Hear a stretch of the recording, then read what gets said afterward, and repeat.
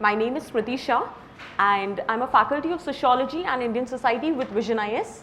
I'm associated with Vision IS for past 5 years. So I would be taking up the session on Indian society. So one thing I am assuming that you guys are aware of, that Indian society is a new section which was added post 2013, right? Now what makes it important is that You said 5 years, but you said it's added in 2013. yeah, because prior to that I was taking sociology. Okay, optional. Yeah. So 2013 the section on Indian society was added. Can I ask few things? Have you gone through previous 3 years question paper? Mains. Any idea? Just flipping through or something like that? No. Okay. Anyways, we will be taking up. See, what makes it important whenever a new topic is being added, something which is important is, as sir also mentioned, to study is not difficult at all. What to study, from where to study, how to study, and most importantly, what all not to study. Once you are aware of that aspect, it becomes easier.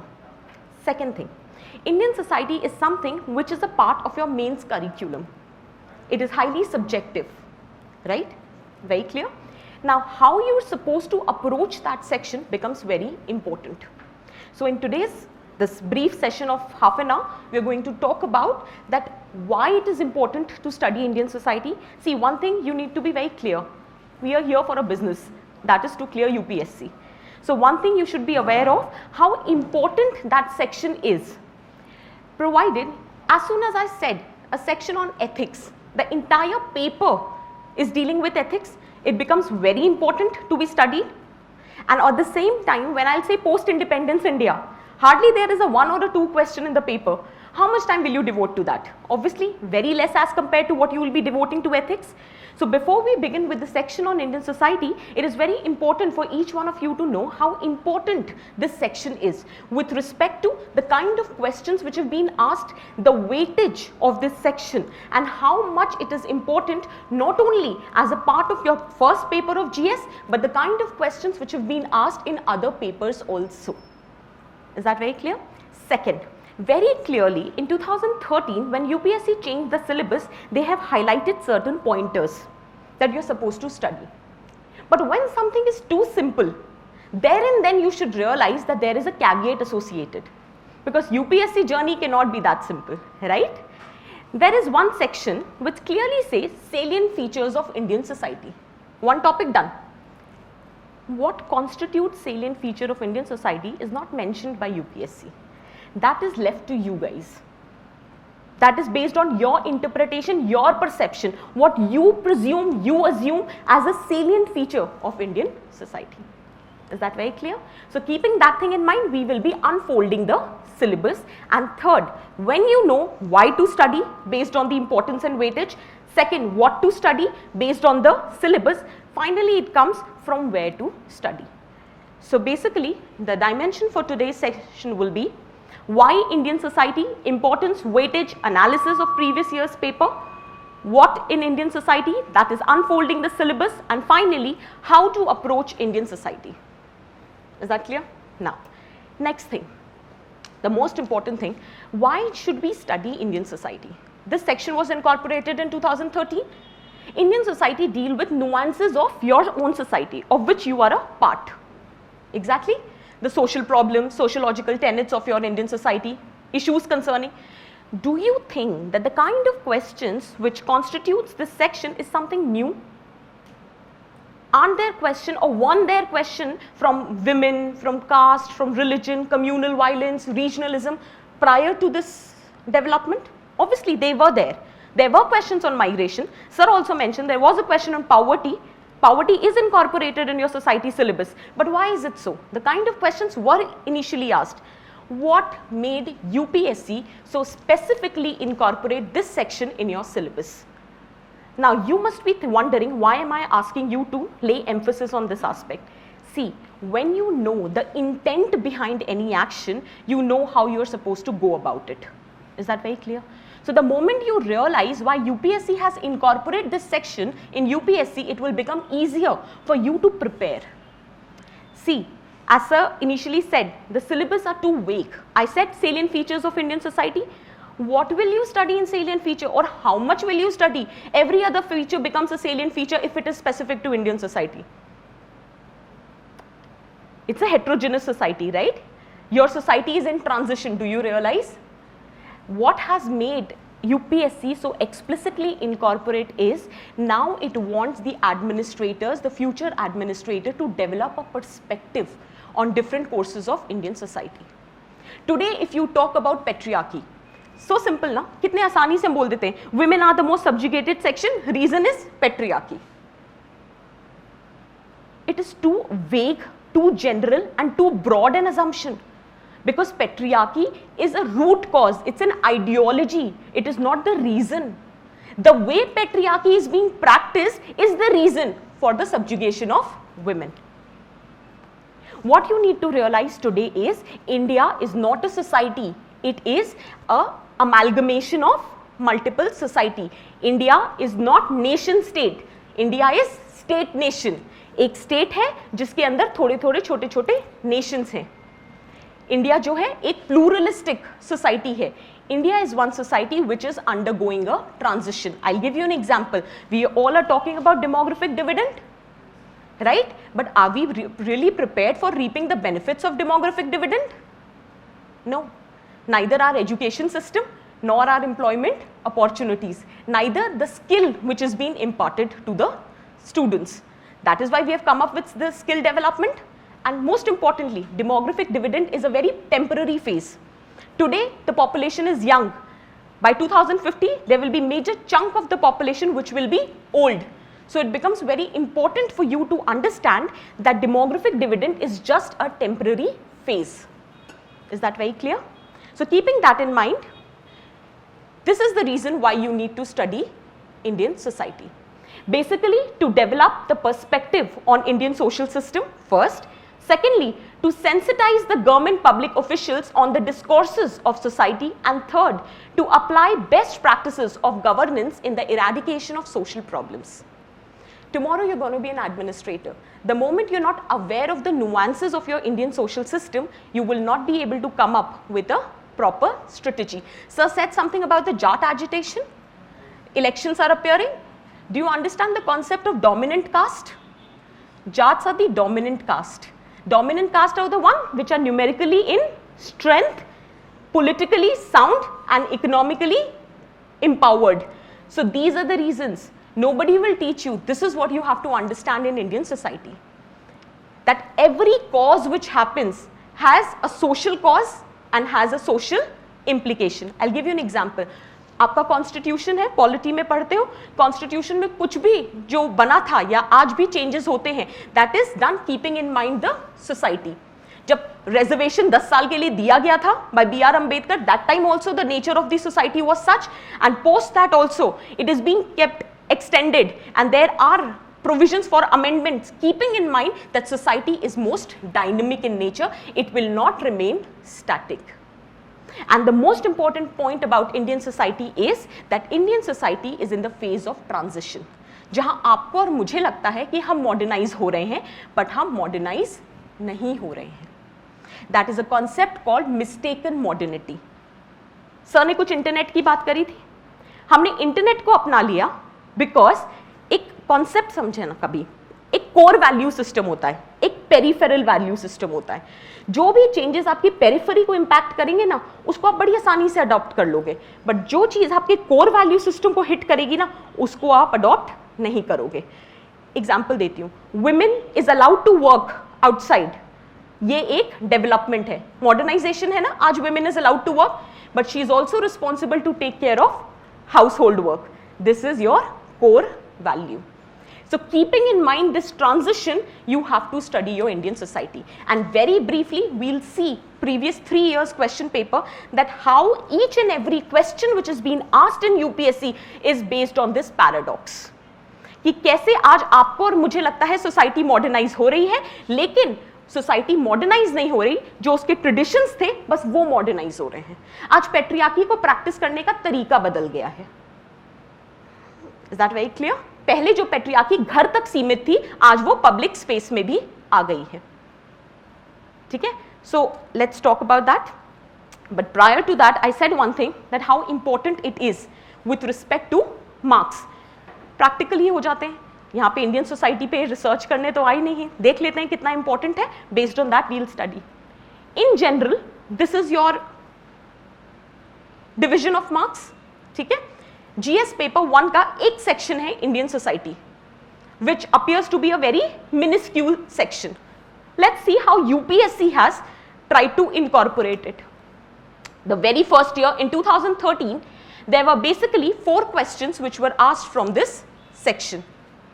Now, very briefly, I will not be discussing the answers, but just go through the nature of the question. The first question says, what are the social problems associated with the process of urbanization? On face value, urbanization is a very progressive concept. एक general चीज तो आप यही सीख के आते हो ना, urbanisation is a sign, is a corollary of industrialisation which is a sign of progress, but there are problems associated. So this is the paradox which Indian society is confronting. On one end we are talking about speedy urbanisation, but at the same time there are lot of problems which are emerging. Example slums, example crime rate, example skewed sex ratio which is resulting into violence against women. These are the social problems. Regionalism, son of soil policy, ये सब क्यों हो रहा है? बिहार और UP से लोग महाराष्ट्र जाते हैं, कंपटीशन जनरेट होता है, रिसोर्स लिमिटेड है, यही क्वेश्चन पूछ लिया. सिंपल. तो जो भी पढ़ोगे उसके सोशल कॉज और सोशल इंप्लीकेशन, बस 2 चीजें पढ़नी है. न्यूज़पेपर में अगर कोई भी आर्टिकल पढ़ते हो, चाहे वो पॉलिटी का ही हो, इकोनॉमी का ही हो, कुछ भी हो, उसके कोई ना कोई सोशल कॉज और उसके कुछ ना कुछ सोशल इंप्लीकेशंस होंगे. बस उतना पढ़ लो. और जब सोशल इंप्लीकेशंस पढ़ रहे हो तो 3 तरह से पढ़ लो. पहला, इंप्लीकेशन ऑन द स्ट्रक्चर. दूसरा, implication on the institutions. And तीसरा, implication on the sections. Structure का मतलब रूरल, अर्बन और ट्राइबल. इंस्टीट्यूशन का मतलब caste, patriarchy, marriage, gender, class, ये सारे इंस्टीट्यूशंस हो जाते हैं. Section, women, minority, SC, ST, disable, transgender, सारे sections. Is that very clear? ठीक है. Next, male membership needs to be encouraged in order to make women's organization free from gender bias. Can you see a caveat associated? इस question में एक बहुत छुपी हुई चीज थी जो देखना बहुत जरूरी है कि जेंडर का कॉन्सेप्ट हमेशा एंटी विमेन नहीं होता है.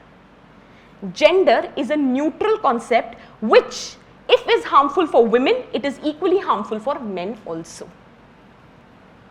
अगर जेंडर बायसनेस हटानी है, पहले हम बात करते थे ना कि विमेन का पार्टिसिपेशन होना चाहिए, विमेन ही अपनी प्रॉब्लम्स को सॉल्व कर सकते हैं, यही बात करते थे. आज क्या हो गया? The paradox has come today, we are talking about male membership. क्यों? क्योंकि विमेन अपने राइट्स को मिसयूज कर रहे हैं बहुत सारे. डाउरी रिलेटेड कोई सेक्शन है आपका 498A, often the cases are being quoted with respect to its misuse. इसलिए बोला जा रहा है कि जेंडर बायसनेस को अवॉइड करने के लिए मेल मेंबरशिप भी होनी चाहिए. Is that very clear? Impact of globalisation on aged population. आपका जो सिलेबस है वो कहता है effect of globalisation on Indian society. This is the topic. I said they will only give you the heading. Fillers जो हैं वो आपको फिल इन करने पड़ेंगे. मतलब impact of globalisation on what? I said structure, institution and sections. उन्होंने sections में से एक पूछ लिया, एजेड पॉपुलेशन. ये सब आपको डिसाइफर करना है. उन्होंने बस एक हेडिंग दी है, impact of globalisation on Indian society. What constitutes Indian society is for you to understand. Then growing feeling of regionalism is an important factor for generation of demand for separate state. एक बहुत basic सी चीज है. हमने बहुत जगह regionalism, demand for small state पढ़ रहे होंगे ना. तेलंगाना आज डिमांड चलती है, गोरखालैंड की सब डिमांड्स चल रही हैं, यूपी को बाइफरकेट करने की. एक बहुत इंपॉर्टेंट चीज इन्होंने पूछी. उन्होंने ये पूछा कि ऑब्जेक्टिव रियलिटीज तो एग्जिस्ट करती हैं. मतलब आपको ये पता होता है कि आपका रीजन इकोनॉमिकली उतना ज्यादा डेवलप्ड नहीं है, बट जब तक आपको उस फीलिंग का रियलाइजेशन नहीं होता तब तक आप डिमांड नहीं करते हो.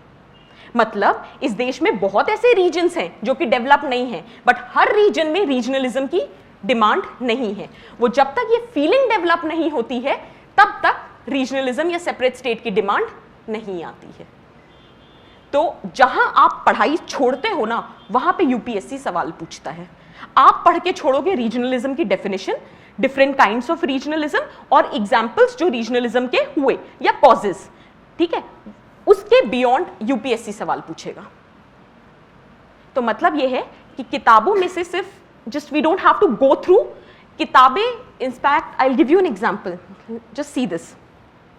The very next year society का वेटेज कुछ ज्यादा ही बढ़ गया 2014 में। पहली बात तो क्वेश्चन नंबर्स बढ़ गए, और दूसरा the kind of questions which were asked in paper 2, paper 4 case studies were asked from Indian society, and most importantly the topic of essay also. We will just see that. बस एक चीज देखना, यहाँ पे एक सेकंड क्वेश्चन देखो, why do some of the most prosperous regions of India has an adverse sex ratio for women?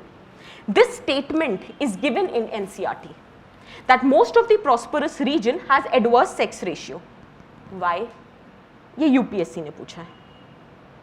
So the book NCERT will serve as the basis और एक बाउंड्री जो आपको ड्रॉ करनी है अराउंड योर प्रेपरेशन, बट उसके अंदर की preparation आपको करनी है। क्योंकि एक जनरल मिसकंसेप्शन लोगों में था कि पॉवर्टी एंड इग्नोरेंस की वजह से सेक्स रेशियो एडवर्स होता है, जहां पे इग्नोरेंस है, इलिटरेसी है, पॉवर्टी है, विमेन को एक तरह का लाइबिलिटी समझी जाती है।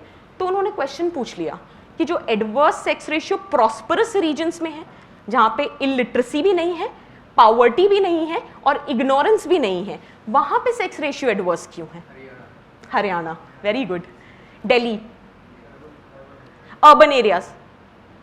तो ये रीजन है, जहां आप सोचना छोड़ दोगे वहीं यूपीएससी सवाल बना देगा, ठीक है।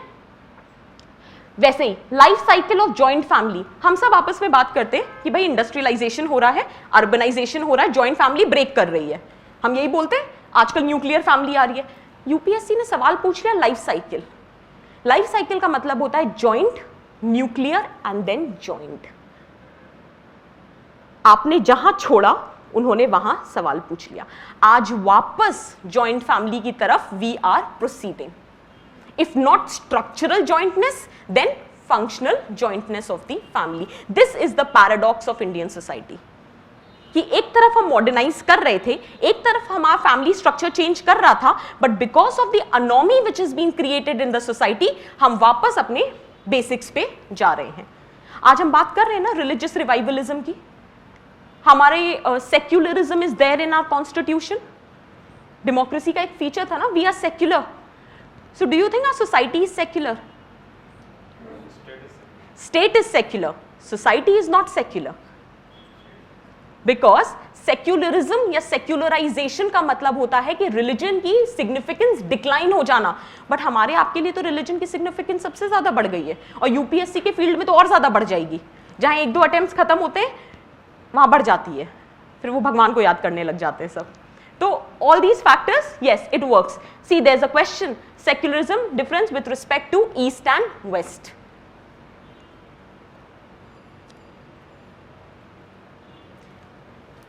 In 2014, in fact, in paper 2 and paper 4, there were questions from Indian society. So now do you realize how important this section becomes? आप पॉलिटी, सर ने कुछ बोला था ना, बिल्स पे, कमेटी की रिपोर्ट पे क्वेश्चन नहीं आते हैं, वो सोशल इम्पैक्ट पूछते हैं। तो आपको अपनी सोसाइटी पता होनी चाहिए। If you are talking about, वो आजकल चल रहा है ना JNU controversy, nationalism, anti nationalism, ये सब क्यों हो रहा है? वो डिसेंट क्यों है?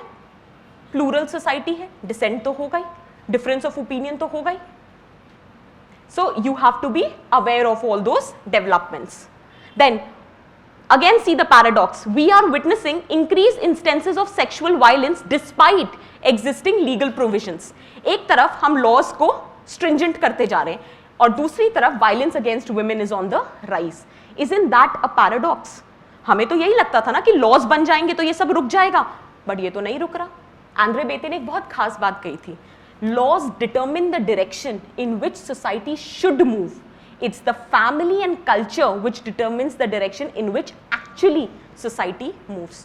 तो जब तक आपकी फैमिली, आपका कल्चर, आपका एटीट्यूड नहीं चेंज होगा, तब तक ये सारी चीजें एड्रेस नहीं होंगी, no matter how stringent the laws. और एक और बहुत खास है, it is not the nature of the law which acts as a deterring factor. It is the certainty of the law which acts as a deterrent factor. मतलब कितना भी stringent कर लो फर्क नहीं पड़ेगा, क्योंकि यहां सर्टेनिटी नहीं है ना कि कन्विक्ट होगे। कई सालों तक केस चलता है, बेल्स मिलती रहती हैं, सलमान खान आज भी उस केस में लगे हुए हैं, तो डेटरिंग फैक्टर तो है ही नहीं ना, कितना भी स्ट्रिंजेंट कर लो लॉस को, लूपहोल्स ढूंढने में कितना टाइम लगता है।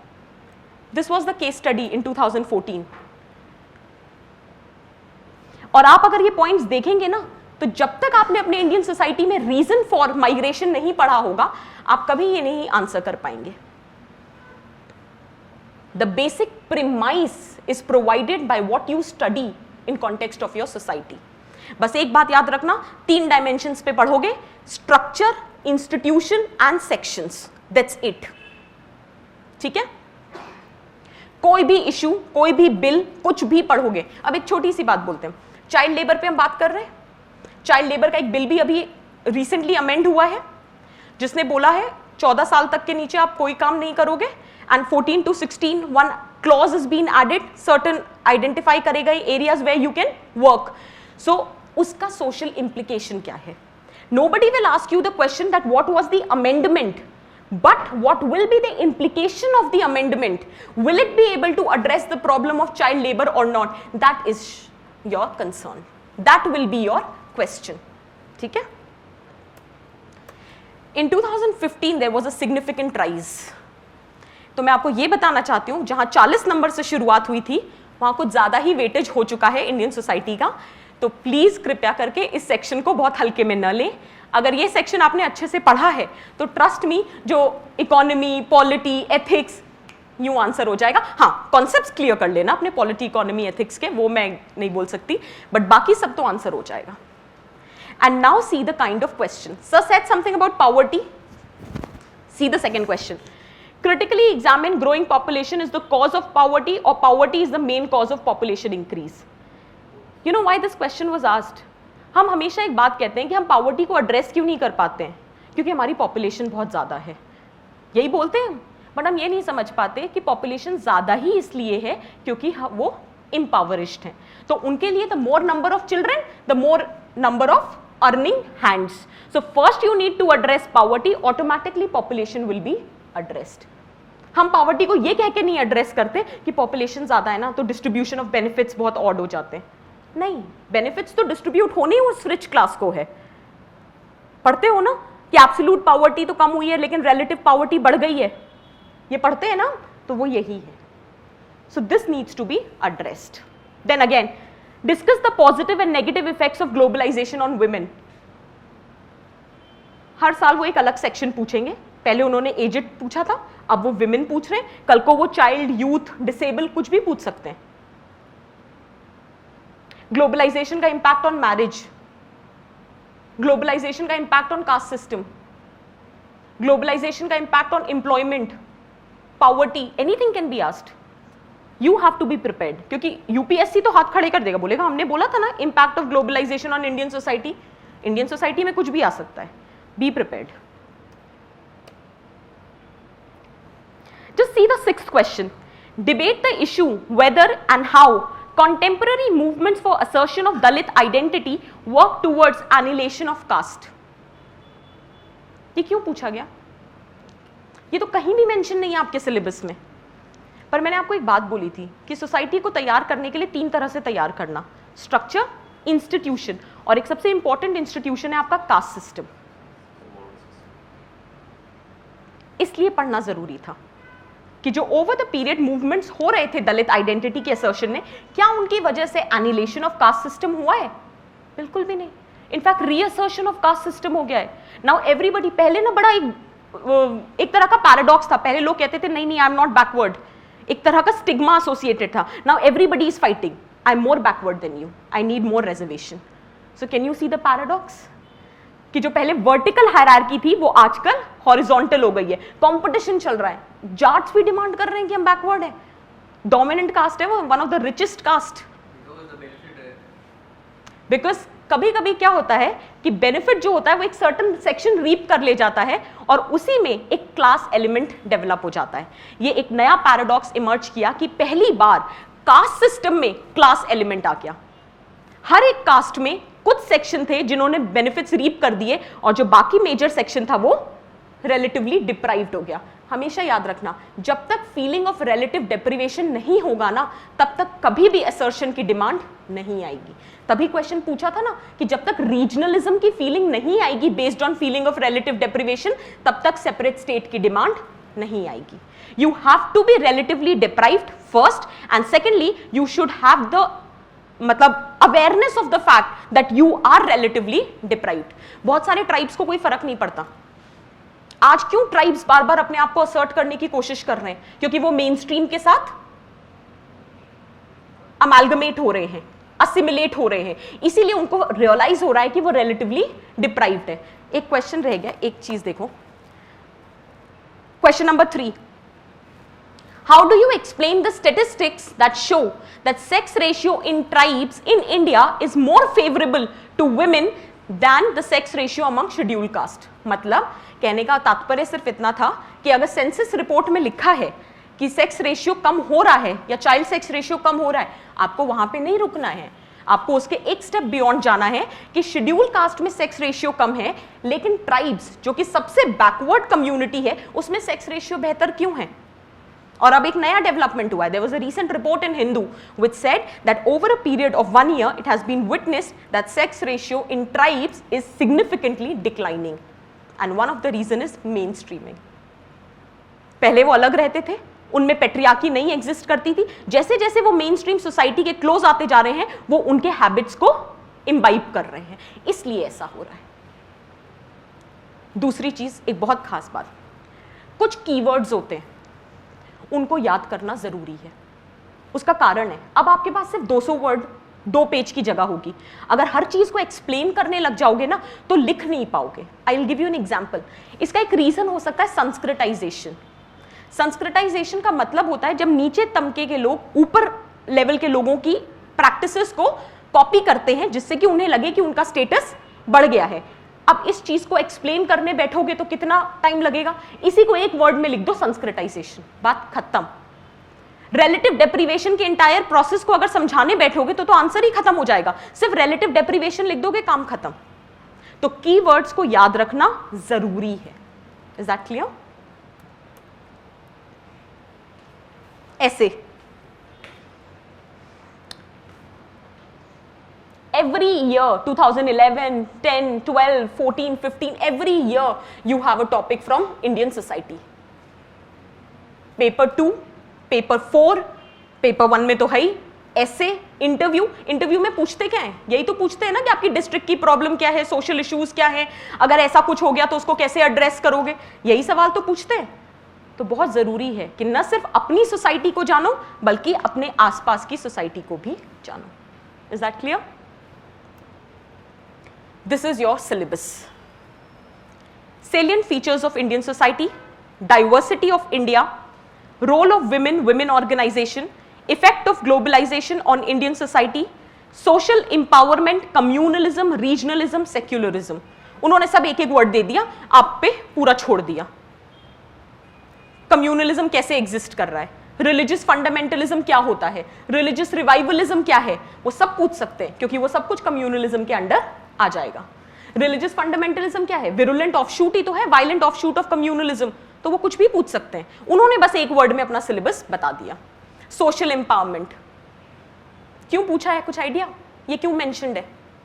एक बहुत अच्छी कहावत है, no amount of political and economic empowerment will make any sense without social empowerment. Can I give you an example? हम बात करते हैं ना women should be allowed to work outside या women should politically participate. हमने इसीलिए reservation दिया है पंचायत में। सरपंच पति का कॉन्सेप्ट सुना है? सोशल एम्पावरमेंट उसकी बात करता है। आप पैसा कमाने की आपको फ्रीडम है, लेकिन उस पैसे को खर्च कैसे करना है इसकी फ्रीडम नहीं है।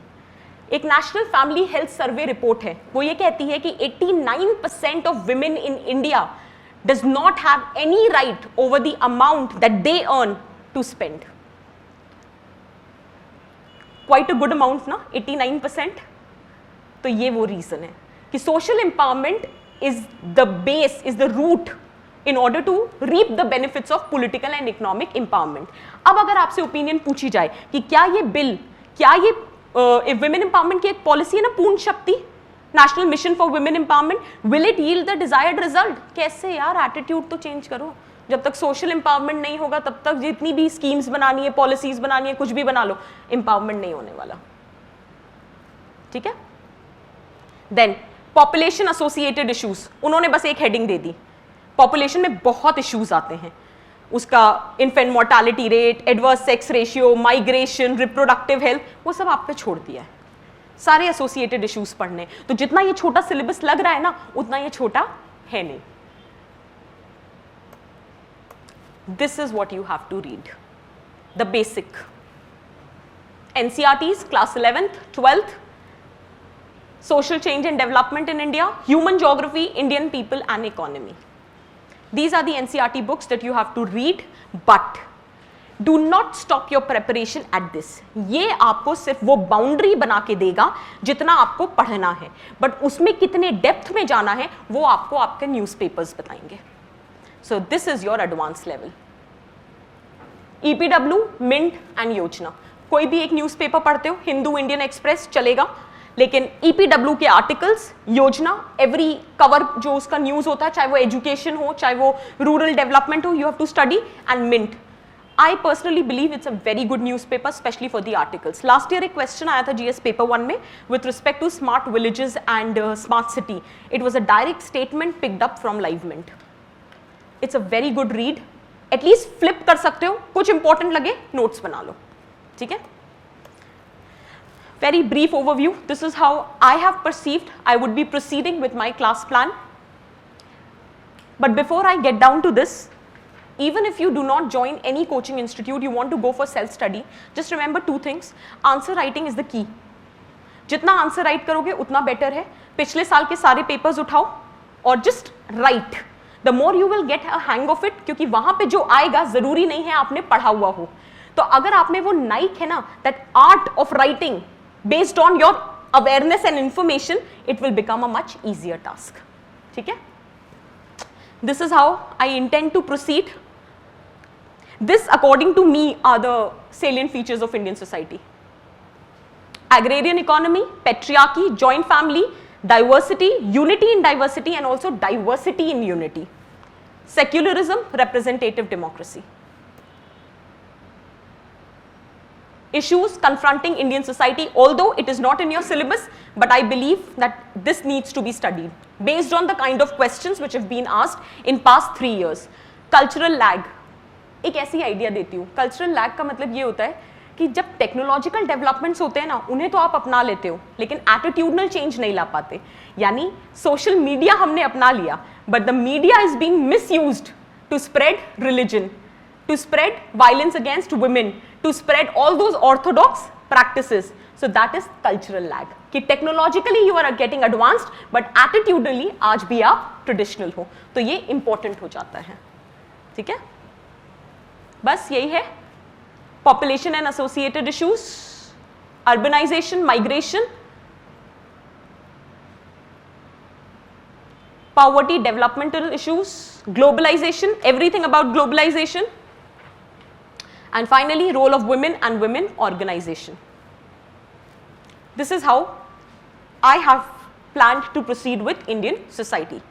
So I guess more or less you have been convinced, I guess, that Indian society is important. Please study. Whenever you are coming across any articles in the newspaper, cause, consequence, consequence को 3 dimensions पे please study करना. कोई भी अगर scheme आती है उसके objectives केवल प्रीलिम्स के लिए इंपॉर्टेंट होते हैं, उसका इम्पैक्ट क्या है वो मेंस के लिए इंपॉर्टेंट होता है. कोई भी इशू आता है ग्रुप स्टडी करो. बहुत जरूरी है एक अच्छा ग्रुप बनाना, क्योंकि सब कुछ अकेले पढ़ लेना पॉसिबल नहीं होगा. कभी कभी क्या होता है, बात करते करते काफी चीजें पता चलती हैं जिनका आइडिया नहीं होता. Form a good group 4-5 people का और फिर एक ग्रुप स्टडी करो. ठीक है, so I hope everything is clear. Still if you have any doubt, you are most welcome to mail me on this ID.